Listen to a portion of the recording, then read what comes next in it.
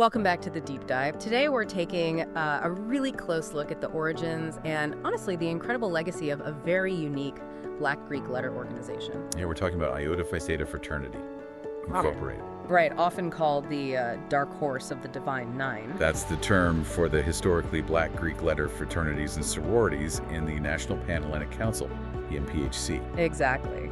And our main guide for this deep dive is, well, it's a really insightful book. It's called Before You Pledge: Essential Information You Should Know About Black Greek Letter Organizations and the Dynamics of Pledging in a Culture of Hazing. Written by the historian and sociologist Dr. Michael J. Winfield, Sr. And it's got a foreword by J.T. Childs, Jr. That's right. So, okay, what's the plan today? We're basically going to unpack how Iota Phi Theta really carved its own path. You know, how it defied the norms at the time. And why its founding ideas still resonate so much today. It's quite a story. It really challenges how you think about tradition itself. And, you know, to really get Iota Phi Theta, you absolutely have to understand the history, the backdrop against which it was founded. Yeah. If we connect this to the bigger picture of this organization, it popped up during a really turbulent time in America. Yeah. Very different from when the earlier BGLOs were set up. Oh, completely different. That era really shaped them. Profoundly. I mean, think about 1963. It was just this crucible of change, right? So much brutality, but also so much hope. Right. You had the Children's March in Birmingham, just kids protesting segregation. It's brave. And then tragically, the 16th Street Baptist Church bombing. 4 young girls killed. Horrific. And just months before that, Medgar Evers was assassinated. It just highlighted how desperately change was needed. Yeah, 1963 was absolutely a turning point. And it was also the year of, the huge March on Washington, August 28th. That's right. Led by Omega Psi Phi's Bayard Rustin and Alpha Phi Alpha's Dr. Martin Luther King Jr. And Dr. King's I Have a Dream speech. I mean, it just galvanized the nation, showed the power of people coming together. But the turmoil didn't stop there, did it?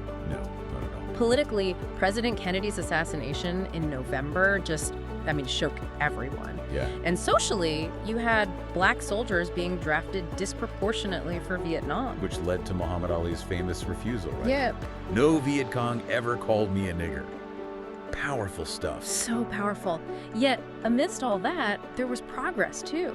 After Kennedy, Lyndon Johnson really pushed through some landmark laws. Like the Economic Opportunity Act and the Voting Rights Act. Big changes happening in Washington. So what's fascinating here, as you said, is how this whole era didn't just, set the stage. Yeah. It demanded new ways of thinking. Exactly. New approaches to activism, to building community within the Black community. People were questioning everything. And that's the spirit, right? That's what birthed Iota Phi Theta. Precisely. So against this backdrop, this huge social and political shift, something new was forming at Morgan State. Something that really embodied that defiance. Iota Phi Theta, founded September 19th, 1963. At what was then Morgan State College, now Morgan State University. And it was the last to join that informal group, the League of Friendship. And its founding, interestingly, kind of lined up directly with the rise of the Black Power movement. Right, a working class movement, really, with thinkers like Malcolm X and W.E.B. Du Bois providing inspiration. Yeah, and what's really striking about Iota's founding, the founders themselves, they weren't typical college students, were they? Not at all. According to Dr. Winfield, they were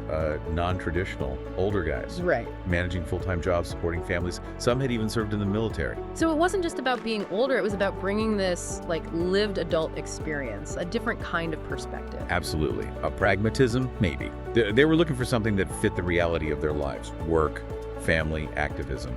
Not just the usual college social scene. Which makes sense because there were already established fraternities on campus. Oh, yeah. Phi Beta Sigma, Omega Psi Phi, Alpha Phi Alpha, Kappa Alpha Psi. Yeah. They all had chapters at Morgan State. But according to research, the existing traditions, particularly the hazing and roughhouse initiations. Yeah, that just didn't fly with these more mature men. They saw chapter names like Bloody Pie, apparently, and just said, nope, not for us. They chose to defy that norm. They wanted something more substantial, maybe, more aligned with where they were in life. So it really begs the question, what drove them? What made them strike out on their own? Well, Dr. Winfield points to their strong convictions and that powerful motto, building a tradition, not resting upon one. That says a lot right there. It really does. They weren't just trying to fit in. They wanted to move forward with purpose, focusing on, the development and perpetuation of scholarship, leadership, citizenship, fidelity, and brotherhood among men. That wasn't just a slogan then. It was like their blueprint. Exactly. A guiding philosophy for everything they did. Now, the specific spark for this new tradition, that's kind of surprising, isn't it? It really is. The inspiration, apparently, came from this big debate held at Morgan State, March 28, 1962. It was debating. It was the Nation of Islam minister Malcolm X debating a faculty member, Dr. August Meyer. Wow. And hosted by Omega Psi-Phi's Pi chapter, no less. Right, and according to Dr. Winfield, the impact of Malcolm X's visit was huge. It directly led to the creation of two organizations. It's one. Nope, two. Groove Social Fellowship and Iota Phi Theta. Huh. So both groups decided to chart a different course from the existing fraternities there. Yeah, it reflected this growing desire for alternatives, different ways for Black students in the community to engage. Okay, so let's touch on Phi Group first briefly. Founded in October 62, another alternative. Right. Their focus was on, academic consciousness, moral principles, solidarity among men, tackling societal issues, building leaders. And they really set themselves apart culturally too, right? They did. Groove. Phi. Groove identified strongly with African culture. For example, research shows they adopted the symbol Phi, but pronounced Phi, F-I-G-H. Okay. Yeah, it's a symbol of fertility, continuous growth from the Kemet people of ancient Egypt. Looks like the Greek letter Phi, but the meaning, the pronunciation, totally different. A clear signal of their unique identity. And the name Groove, that tied into the times too. Definitely. Groove was big in the 60s, right? Mhm. Part of the counterculture lingo. Yeah, getting into the groove. Right. And Webster's dictionary definitions back then talked about groove meaning like performing smoothly or a fixed routine.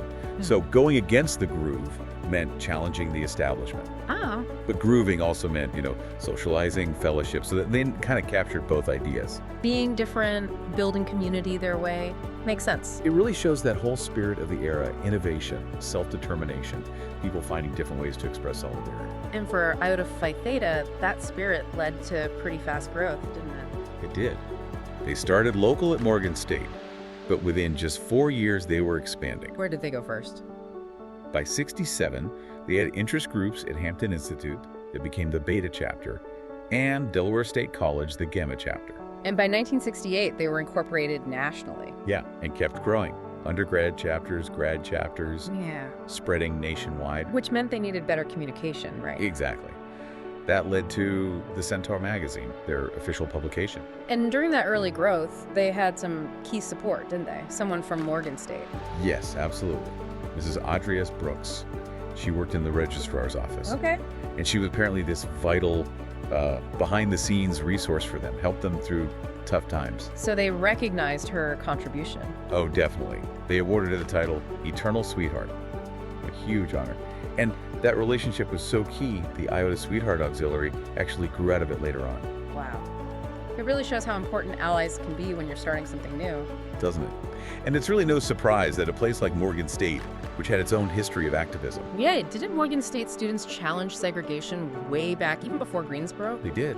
According to Dr. Winfield, as early as January 1955, Morgan students were protesting segregated businesses, led to Reed's drugstore desegregating. So that spirit of activism was already there.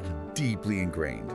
And Iota Phi Theta jumped right in, right from the start in 63, protesting across Baltimore. Like the Northwood Shopping Center protests. Exactly, that was a big one. Against segregated movie theaters. How did that work? Segregated theaters? Yeah, according to research, Black patrons were stuck in the balconies, had to use separate entrances, separate ticket booths. Unbelievable. These protests started February 15th, 1963. Huge turnouts, like up to 1,500 picketers sometimes, over 400 arrests. Wow. Did it work? It did. The pressure was immense. The theater gave up its white-only policy just a week later, February 22nd. So Iota was involved in direct action right away. Immediately. Showed their commitment right out of the gate. Now, despite all this activism and community focus, they didn't immediately join the NPHC, right? The National Pan-Hellenic Council. No, initially they didn't prioritize it. They respected the NPHC, but according to the source, they were more focused on building relationships with other interfraternity groups first, kind of ensuring their own growth on their own terms. Okay, so that changed later. It did. Big change came in 1993. The NPHC amended its constitution to accept new members. And Iota applied. Right away. Got approved, and in November 1996, they officially became full members. Formal induction was February 97. Okay. And this brings up something important for anyone thinking about joining any NPHC org today, right? That shift away from pledging. Absolutely critical. The move towards a brotherhood intake process or membership intake process for sororities across all the NPHC orgs, it was specifically designed to stop the unwanted and often brutal hazing practices. So it's not just a test anymore. No. Yeah. According to Dr. Winfield, it's really seen as a significant learning opportunity. It provides the foundation you need for that fraternal association. Education over endurance, basically. But the idea of it being challenging, that still exists. Oh, yeah. The spirit of giving candidates a hard but fair process, that hasn't changed.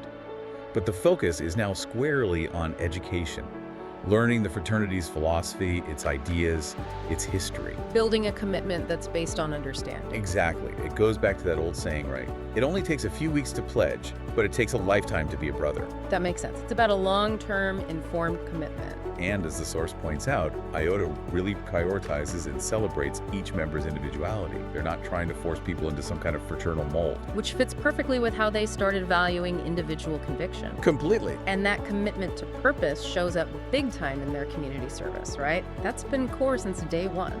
Absolutely. From the start, through the 60s and 70s, they were supporting major groups like Big Brothers of America, the NAACP, the United Negro College Fund, the National Sickle Cell Foundation. But broad impact. Definitely. And their own programs have just grown over time, some really key national initiatives. Go. Like what? Well, there's the Developing Better Fatherhood Project. That encourages fathers to stay married, support their kids, really step up as mentors and role models. That's huge, addressing the impact of Black fathers. It really is. Then there's Intelligent, Outstanding, Talented Achievers, IOTA. That started in '91. What does IOTA focus on? It tackles the needs of Black youth, critical issues like depression, isolation, and, according to research, the really alarming rates of homicide and suicide among young Black males. So directly addressing those tough realities. Yeah, providing support and trying to create pathways to success. Very important work. What else? There's the Iota Phi Theta Men's Health Program, raising awareness about preventable health issues for Black men and boys, encouraging early detection. Also critical. And in '93, they started the National Iota Foundation. That lets them give out grants, scholarships, and it funds their annual Iota Black College Tour, which started in '96, helping students get to college. Wow, that's a lot already. And there's more. The Iota Youth Alliance, that's a mentoring and tutoring program for boys ages 8 to 13, focusing on academics, social skills, leadership. Building up the next generation. Right. Plus other things like the Afi and Gemma program, that's Swahili for good health, focusing on overall well-being, and political mobilization efforts, community revitalization. And they keep adding new things, right? More recent initiatives. They do. In 2016, they launched iShield. iShield. Yeah, it stands for IOTAs, saving, healing, improving, empowering lives daily. It's focused on addressing and ending all kinds of abuse here and globally. It's ambitious. And they've partnered with the Delete Blood Cancer Center, raising awareness, getting potential marrow donors registered, especially in the Black community where it's badly needed. Important partnerships. And they were the first NPHC org to partner with the American Red Cross for blood drives and disaster relief. Really leading the way there. Yeah. And since 2012, they've been big supporters of St. Jude Children's Research Hospital, raising funds with their annual Run Walk event. So looking back, it's clear, isn't it? Absolutely. According to the source, for over 6 decades now, Iota Phi Theta has just consistently shown this incredible commitment to uplifting the African American community. To so many different programs. Diverse, impactful programs.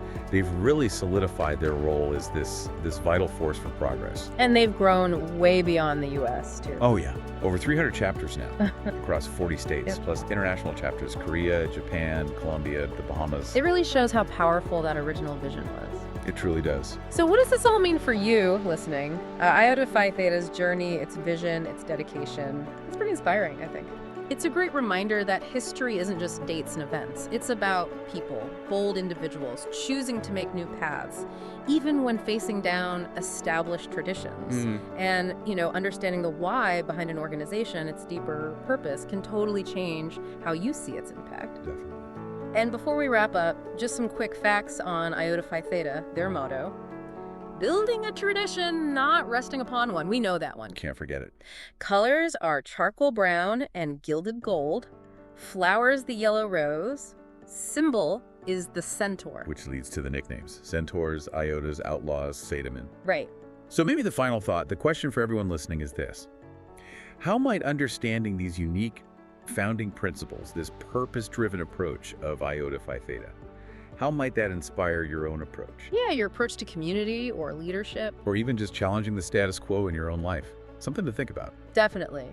And if you want to dive even deeper, and we really recommend it, check out Dr. Michael J. Winfield Sr.'s book again. Before you pledge, essential information you should know about Black Greek letter organizations and the dynamics of pledging in a culture of hazing. You can grab it on Amazon.com or go directly to www.questexcelmultimedia.com. That's questexcelmultimedia.com. And they have a message board there. Be sure to leave a message with your contact info. We genuinely love to hear what you thought after this deep dive.